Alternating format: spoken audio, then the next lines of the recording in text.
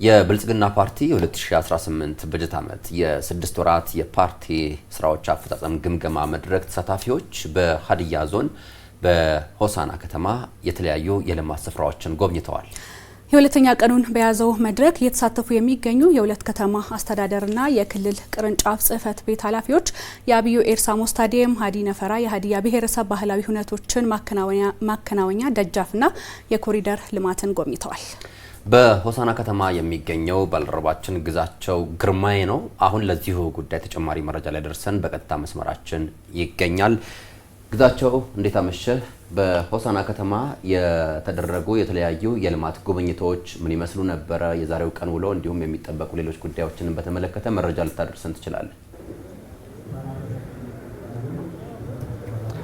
አመሰግናለሁ ሶዶና ቤቲ፣ እንደምን አምሽታችኋል? በአጠቃላይ በዛሬ ዕለት እንግዲህ ብልጽግና ፓርቲ 2018 የ6 ወር እቅድ አፈጻጸም ግምገማ ያከናወነ ይገኛል። ከዚህ ጎን ለጎን ነው እንግዲህ በሁለተኛ ቀን ውሎ በሆሳና ከተማ የለሙ የልማት ስራዎችን ወደ ተግባር ገብተው የህዝብን ተጠቃሚነት ያረጋገጡ ስፍራዎችን የሁለቱ ከተማ አስተዳደር እንዲሁም ደግሞ የክልል ቅርንጫፍ ጽህፈት ቤት ኃላፊዎች እንግዲህ በከተማው ላይ ቅኝት አድርገዋል። ከዚህም ባለፈ እንግዲህ በከተማው የለሙ የስቴዲየም እንዲሁም ደግሞ ወደ እድሳት የተደረገበት የመንገድ ስራዎችን ጎብኝቷል። በአጠቃላይ በሆሳና ከተማ የተሰሩ የልማት ስራዎች የህዝቡን ሁለንተናዊ ተጠቃሚነት ማረጋገጥ የተቻለበት መሆኑን ነው እንግዲህ በአጠቃላይ በመልከታቸው የብልጽግና ፓርቲ የክልል ቅርንጫፍ ጽህፈት ቤት እንዲሁም ደግሞ የከተማ አስተዳደሮቹ ኃላፊዎች በዚህ መልከታቸው የታዘቡትን ያነሱት። በአጠቃላይ የመድረኩ ዋና ዓላማ በብልጽግና ፓርቲ እንደ ሀገር የተተገበሩ ልማቶች የህዝብን ሁለንተናዊ ተጠቃሚነት ማረጋገጥ፣ በዚህም እንግዲህ ባለፉት በ2018 በጀት ዓመት በ6 ወር ውስጥ የተከናወኑ የልማት ስራዎች መግለጥ የቻለ ስራን ተመልክተናል ነው ያሉት። በአጠቃላይ በ6 ወር የተከናወኑ ልማት ስራዎችን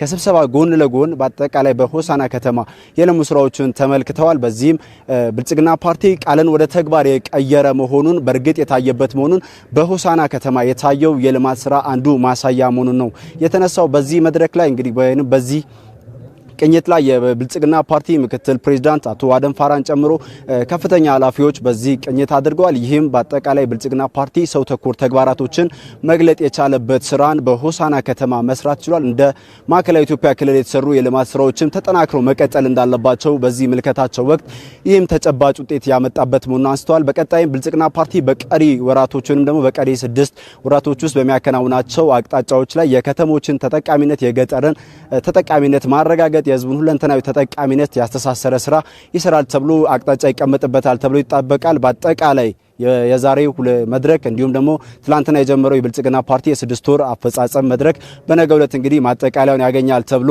ይጠበቃል። ለአሁኑ ያለ መረጃ ይህን ይመስላል። ሶዶና ቤቲ ወደ እናንተ ልመለስ። ግዛቸውን ለመረጃዎቹ እጅግ አድርገን ከልብ እናመሰግናለን። መልካም ምሽት ይሁንልን።